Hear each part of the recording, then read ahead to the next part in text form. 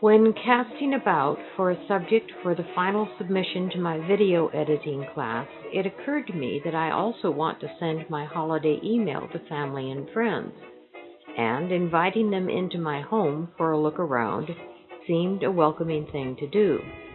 Further, I need to record some of my household possessions info for insurance and legacy purposes. Not everything that looks like stuff actually deserves to be dumped upon my demise. First, the homeowners, Einstein, Einie, and I, as we were in the summer of 2014. And Einie has no idea who buried the chunk of raw meat in my pillows. Now for the home we share.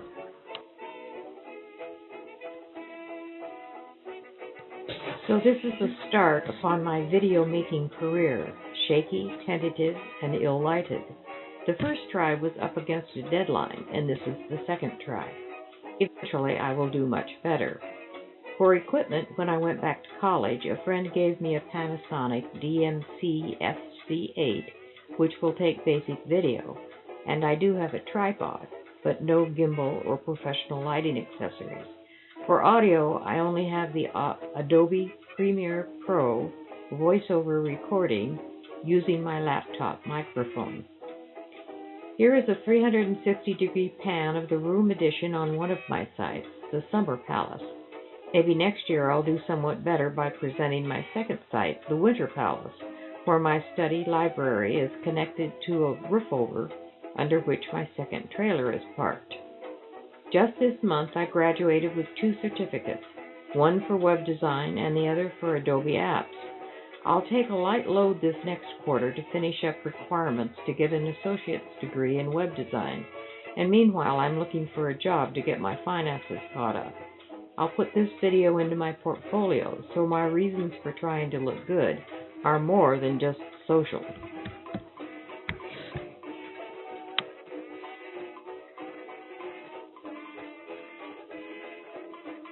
The mirror was part of a dining suite hand-carved in Yorkshire, England, between the wars. It was commissioned by the mother of a colleague I knew at the World Health Organization, Hazel Palmer. Sure wish I could have bought all the sweet pieces from her. It turns out she worked during World War II in Yorkshire at Burton Agnes, the seat of the Boynton family to which I am very distantly related. The Boynton head of family at that time was in charge of Yorkshire matters for the UK government, and she was his assistant. Later during the war, she worked in the underground bunker decoding section as a transcriptionist, saw Winston Churchill occasionally, and was present when the message came through that the Enigma code had been cracked. The pictures to the right of the mirror show the Stout family in 1930s and the Perry family in 1940s, the 2 sides of my family. The Perry one is in color. The bed was one of 2 that were handmade in France between the world wars near Annecy, probably in Albi-sur-Cherane, which was the nearest village to where I bought and renovated a farmhouse. La Aquarelle, I named it, meaning rainbow. The beds in it were intended to sleep several children and slid apart on wooden rollers on the rough plank floor, but I could only afford to ship one bed back to the USA when I came home. This was after working at the World Health Organization in Geneva for 13 years.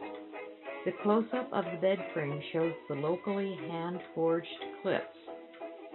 I do need better lighting here, but the video should show some grasp of editing technique, even though not yet of the aesthetics.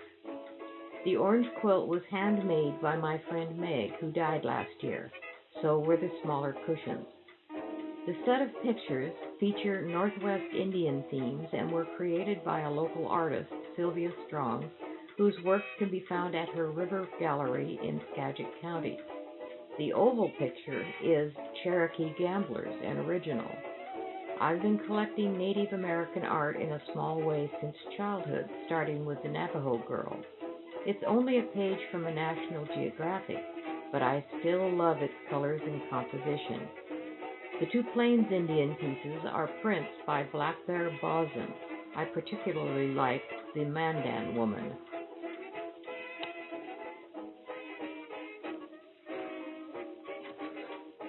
The dining table and opera chairs, and the lamp that was made from a wallpaper stencil, my cousin Stanton Smith gave me for helping him.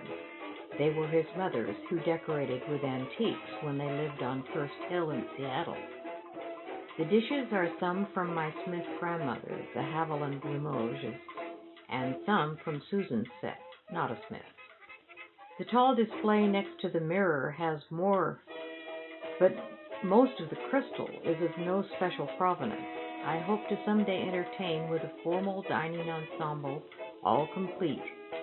Notice the pink hat on display, used during the Women's March and other occasions.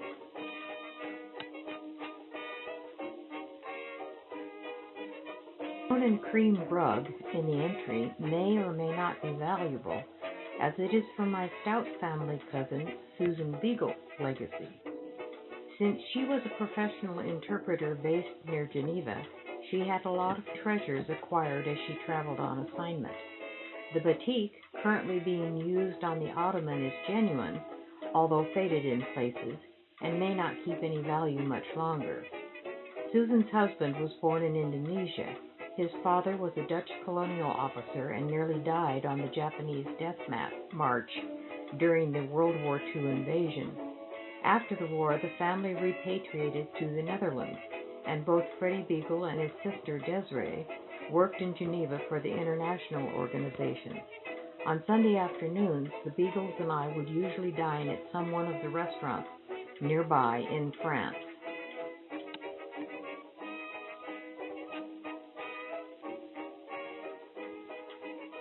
The blue patterned rug covering the more usual lace tablecloth on the dining table I bought in Morocco, way out in the desert. I accompanied a friend of Susan's, and we rented a car to cross the Atlas Mountains and to visit sites related to her ancestors. I was looking to buy something from a Berber woman in one such remote village. Through the interpreter, she said the only blue thing she had was an incompleted set of camel pack sacks. Since I didn't want any of the usual red rugs and preferred cotton to wool, did I want to see it? I was delighted and bought it at first asking price. This scandalized my traveling friend, but I wanted that weaver woman to benefit even after paying the interpreter, who said they, men only, learned English by watching DVDs in English with subtitles in Arabic. The reverse side of the rug is a mass of unclipped threads, so I got a backing put onto it. This is the sort of thing that is worth nothing unless accompanied by its provenance. Camels, Berber pack saddles. And I have no idea how the rug might be valued, but please don't throw it away.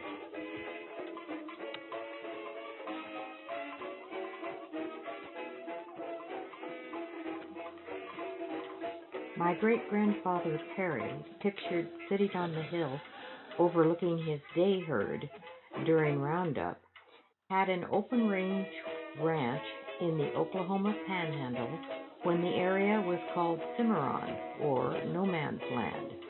His brand was the T6. That photo is on a book cover about those days, and I have these framed to pass to my Perry cousins. They may not care about genealogy all that much now, but later on they might come to value them.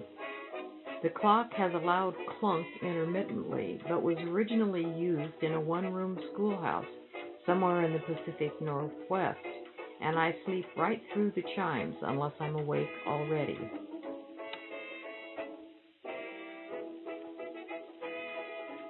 My last contract at Boeing paid for renovating my kitchen, which now boasts a 2-drawer dishwasher, standard non-RV fridge and stove, butcher block countertop, and file cabinets for cupboards. The file cabinets work much better than ordinary cupboards. They store more stuff, and the drawers pull out to get at said stuff easily, and there is metal on all sides. Never more will I clean mouse mess out of my kitchen items, so there. Have I mentioned that I like color, lots of color, shiny color? After the paint, I added a high gloss overcoat. The corner bed is for Einie, where he can see out and keep the neighborhood under his control. His water and food bowl are there, but he usually drags meat chunks out onto a rug to actually eat, after prancing in his bed and barking at them to make sure the critter is dead.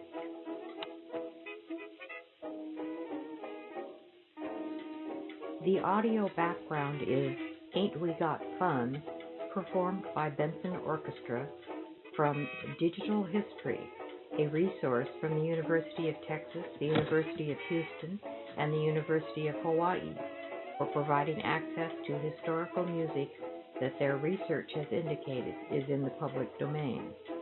Credit is due for the elegant graphic background designed by Starline Freepick.